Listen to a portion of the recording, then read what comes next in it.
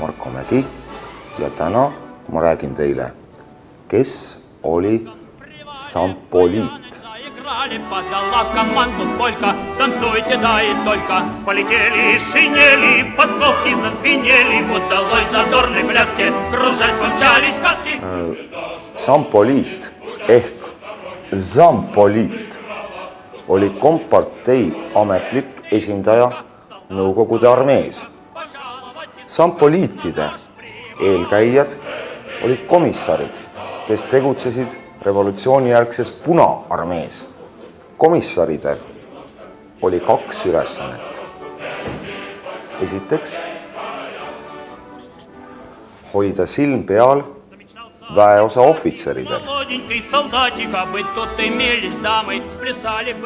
Teiseks, teha propagandat.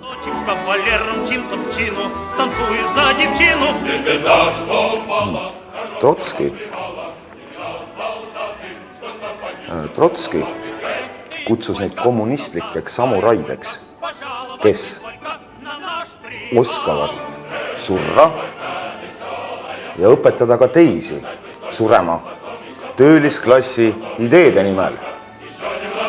1942. aastal asendati komissarid Punaarmees Zampoliitidega.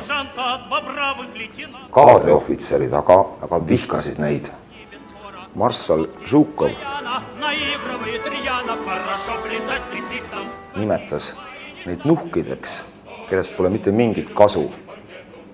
Poliitohvitseride ettevalmistamine lõpetati Venemaal alles 1992. aastal. Olen Marko Mägi ja täna rääkisin teile, kes olid Zampoliidid. Head päeva jätku!